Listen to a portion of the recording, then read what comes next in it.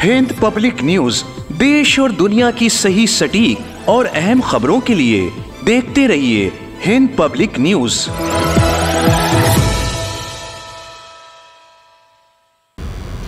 मदारिस के तहफ़्फ़ुज़ के लिए लखनऊ में एक सूबाई कॉन्फ्रेंस का इनेकाद किया गया, जिसमें रियासत भर से असातिज़ा ने इसमें शिरकत की और असातिज़ा के अलावा सियासी, समाजी और तालीमी शोबे के भी अहम शख्सियात ने इसमें शिरकत की और मदारिस के तहफ़्फ़ुज़ के लिए गौर व फ़िक्र किया गया। लखनऊ के गोमती नगर इलाके में कायम इंदिरा गांधी प्रतिष्ठान में All India Teachers Association Madaris Arabia के बैनर तले एक सूबाई कॉन्फ्रेंस का आयोजन किया गया, जिसमें रियासत भर से मदरसा टीचर्स की एक बड़ी तादाद ने शिरकत की। इस मौके पर मंच पर All India Teachers Association Madaris Arabia के ओहदेदारान के अलावा सियासी, समाजी, तालीमी शोबे से वाबस्ता शख्सियात ने भी हिस्सा लिया और रियासत में अरबी, फारसी और उर्दू के मदारिस के तहफ़्फ़ुज़, कामिल व फाजिल सतह के मदरसों के अरबी फ़ारसी यूनिवर्सिटी से इल्हाक, आलिया व प्रिंसिपल की तनख्वाहों में इजाफ़े, मदरसों को जदीद तालीम से आरास्ता करने, मदारिस असातिज़ा की बकाया तनख्वाहों की जल्द अज जल्द अदायगी, नए मदरसों को मंजूरी देना, मिनी ITI मुलाजमीन को हर महीने बाकायदगी से तनख्वाह की अदायगी जैसे और दीगर अहम मुतालबात पर भी गौर व फिक्र करने और अपनी बात सरकार तक पहुंचाने पर भी जोर दिया गया।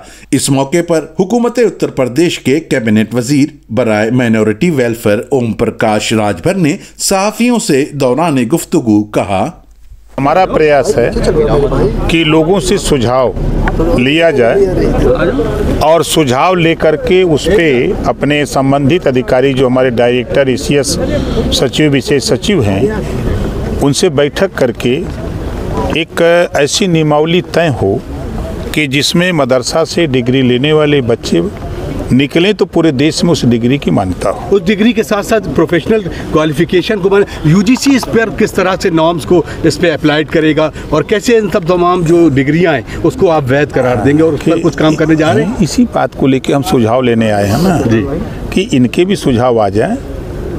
जो मदरसा चला रहे हैं तो हमसे बेहतर वो जानते हैं। आप और सरकार के दरमियान, खासतौर से मुसलमानों के दरमियान एक पिलर भी है और इस पिलर को हम किस नज़रिए से देखें? देखिए, मोहम्मद साहब ने कहा है भाईचारा मिल्लत जी, तो हम मिल्लत की बात करते हैं, भाईचारा की बात करते हैं, हम नफ़रत की बात नहीं करते। हमारा प्रयास है कि नफ़रत से कुछ नहीं मिलता। नफ़रत अब तक सपा, कांग्रेस, बसपा के लोगों ने नफ़रत सिखाया, जिसका खामियाजा मुसलमान भाइयों के, अल्पसंख्यक समाज को झेलना पड़ा कि आज़ादी के बाद नौकरियों में 38% था और आज इतना विकास कांग्रेस, सपा, बसपा ने किया, 1% नहीं रह गया है। ये इतिहास है। और जो हुक्मरान रहा हो, हम तो कहते हैं कि 3% आबादी, 7% आबादी, 9%, 12% लोग राज चला रहे हैं और आप साइकिल के पीछे कैरियर पे क्यों बैठ रहे हो? साइकिल क्यों नहीं चलाते? बैठने भी नहीं दिया जाता है, मेन लीडरशिप में नहीं आने दिया जाता। नहीं, ये मांगते ही नहीं ना कि हम चलाएंगे। ये पीछे पीछे चलने का काम बंद करें। देखिए, इतिहास है कि खुदा उसी की मदद करता है जो खुद अपनी मदद के लिए तैयार हो। सर, मदरसा मॉडर्न टीचर काफ़ी वक्त से परेशान हैं, काफ़ी वक्त हो गया, उनका वेतन नहीं मिल रहा, उनके लिए क्या कुछ कर रहे हैं? देखिए, आज हम उसी नाते आए हैं, आप लोगों से सुझाव लेंगे, उसमें क्या बेहतर कैसे किया जा सकता, उनका भुगतान कैसे हो। आपसे सुझाव लेकर के हम मुख्यमंत्री से मिलेंगे, अपने विभागीय अधिकारियों से बातचीत करके मुख्यमंत्री से मिल के इस पर क्या किया जा सकता है। फाइनल डिसीजन तो मुख्यमंत्री क्या ही लेना है। देखिए, हमारी कोशिश हो रही है कि हम ज़मीन तलाश रहे हैं एक यूनिवर्सिटी खोलने के लिए। जिस तरह यूपी बोर्ड और CBSE बोर्ड बना है, उसी तरह मदरसा बोर्ड बना करके एक नियमावली लाना चाहते हैं। हमारा अपना प्रयास है और लोगों से सुझाव मांग रहे हैं कि आप अपना सुझाव दीजिए, एक रूपता हो जाए। अगर वो यूनिवर्सिटी खोल करके, हम ज़मीन तलाश रहे हैं, यूनिवर्सिटी खोल के इनको अटैच कर दिया जाए, वहाँ से मान्यता दे दिया जाए, तो हमारा मानना है कि फिर उनके साथ अन्याय अत्याचार नहीं होगा। लेकिन मदरसों पे जांच के नाम पर जो प्रताड़ित किया जा रहा है, उसको रोकने के लिए आप अल्पसंख्यक कल्याण मंत्री हैं, कैबिनेट मिनिस्टर हैं। अब आप बताइए कि मदरसा आपने खोला, जिन साथी ने खोला, अब वो मदरसे में अगर नकली नोट छापे तो बताओ जांच नहीं होगी? तो जांच होगी। देखिए, एक आदमी अगर मदरसे में दोषी पाया जाता है तो उंगली सब पे उठने लगती है। उसी तरह जैसे आप झांक के देखिए कि अगर किसी मदरसे को शिक्षा के लिए तैयार किया गया कि हम यहाँ शिक्षा देंगे और उसमें अगर आवासीय बना करके लोगों को रहने का इंतजाम कराया जाए तो फिर तो उंगली उठती है, तो जांच तो होता है। तो जांच का विषय है, तो जब जांच होती है तो कोई भी ऐसा मदरसा बता दीजिए हम 14 मार्च से शपथ लिए हैं, ठीक ना, और अब तक एक ऐसा मदरसा बता दीजिए जिसके खिलाफ जांच हुई हो और उसको जो सही हो उसके खिलाफ कार्रवाई हुई हो। हमारे कार्यकाल की हम अपनी बात करते हैं। तो ओम प्रकाश राजभर इनके हक की आवाज उठाते रहेंगे? हम तो आज नहीं, हम 22 साल से बोल रहे हैं। हम तो यही कहते हैं कि देखो भैया, खुदा उसी की मदद करता है जो खुद अपनी मदद के लिए तैयार होता है। और आप जो है मदद करते हो, सोनिया जी की आप मदद करते हो, अखिलेश जी की आप मदद करते हो, मुलायम जी की आप मदद करते हो, मायावती जी की, और वो मुड़ के देखते भी नहीं है आपकी तरफ। एक और सवाल इसमें यही छोटा है, सवाल ये है कि कभी भी हमने अपना नेता नहीं चुना और हमारे जो नेता है हम लोग उनसे मुंह मोड़ लेते हैं। हमारा मतलब मुसलमानों की नहीं, सही बात। अब जाहिर सी बात, वो आप में नेता देखते हैं मुलायम सिंह नहीं, हम देखिए इसमें सरकार जो है, सरकार खासतौर से अल्पसंख्यक के नाम पे कहीं ना कहीं उसको पीछे भी लगता है कि सामने कुछ और है और सामने भागते भी नहीं और दूर जाते भी नहीं। देखिए, मैं जिस दिन शपथ लिया, विभाग जिस दिन मुझे अलॉट हुआ, मैंने उसी दिन पूरे प्रदेश के अल्पसंख्यक भाइयों से कहा, आपके थाने की समस्या हो, आपके जिले की समस्या हो, किसी तरह की कोई समस्या हो, किसी से मिलो चाहे ना मिलो, लेकिन राजभर से मिलो, हम आपकी मदद करेंगे। हम तो यही कहते हैं, आज भी कह रहे हैं। राजभर जी, आप अल्पसंख्यक कल्याण मंत्री हैं। अभी हाईकोर्ट के जस्टिस शेखर यादव का मुसलमानों के ऊपर बयान आया, कठमुल्ले देश के लिए घातक हैं, आप क्या कहेंगे इस पर? देखिए, वो उनका बयान है ना। अब वो चूंकि अब जज हैं, यादव जी हैं, और मुसलमान यादव जी को मजबूत करता है। उनको कुर्सी पर किसने बैठाया है? विश्व हिंदू परिषद के नहीं, मैं जो पूछ रहा हूँ कुर्सी पर कैसे गए? विश्व हिंदू परिषद ने नहीं पहुँचाया है, मुसलमानों के वोट पर, उनके दम पे वो गए हैं।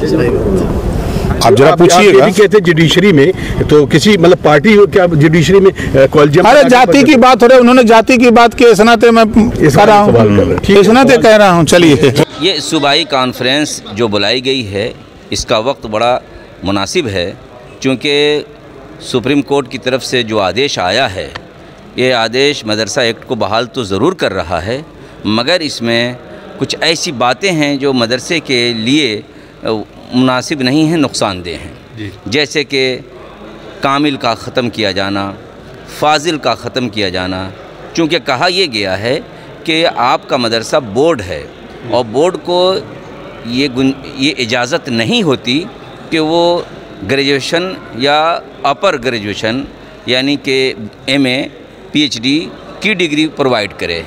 और सारे बोर्ड जो इंडिया में हैं, खा वो उत्तर प्रदेश बोर्ड हो या CBSE बोर्ड हो, वो सिर्फ़ और सिर्फ इंटर तक के ही सारे सर्टिफिकेट्स इशू करते हैं।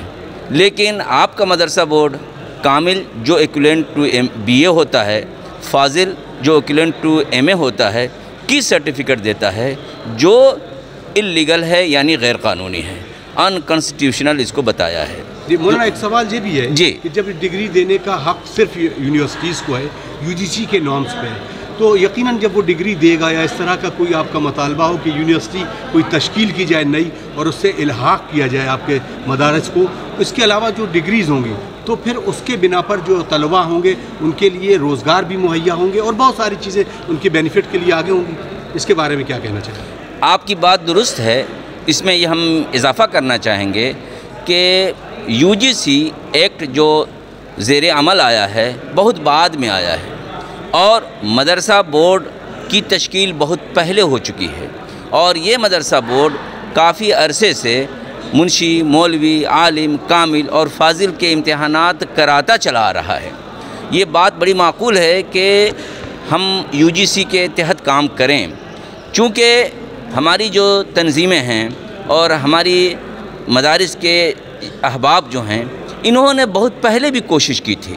जब इससे पहले मायावती की हुकूमत थी या अखिलेश जी की सरकार थी या अभी जो मौजूदा सरकार है, इसमें तो बहरकैफ ये मसाइल उठाए गए और काफ़ी शिद्दत के साथ उठाए गए, लोगों को खतूत दिए गए। हद तो ये है कि मदरसा के इल्हाक़ के सिलसिले में ख्वाजा मोइनुद्दीन चिश्ती यूनिवर्सिटी की तरफ से भी बाज़ाब्ता लेटर आए हैं, जिसे मैंने ख़ुद देखा है।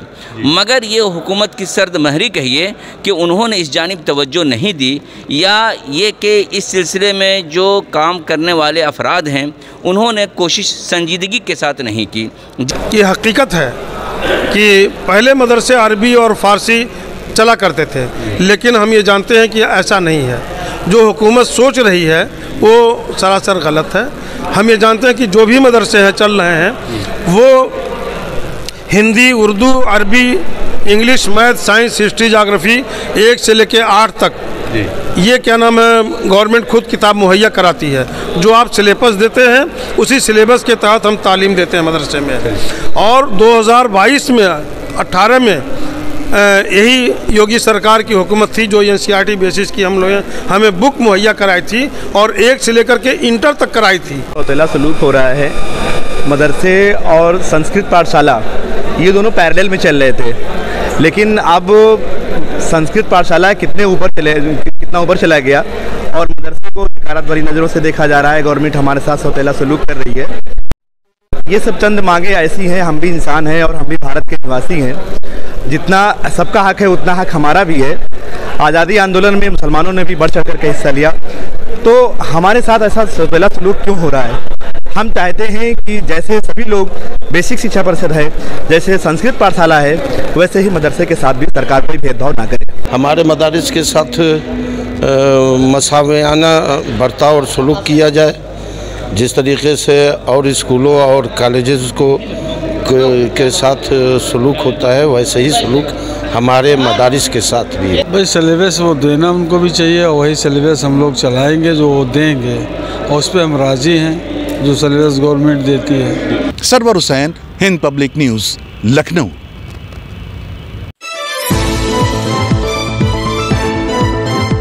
हिंद पब्लिक न्यूज़ देश और दुनिया की सही, सटीक और अहम खबरों के लिए देखते रहिए हिंद पब्लिक न्यूज़।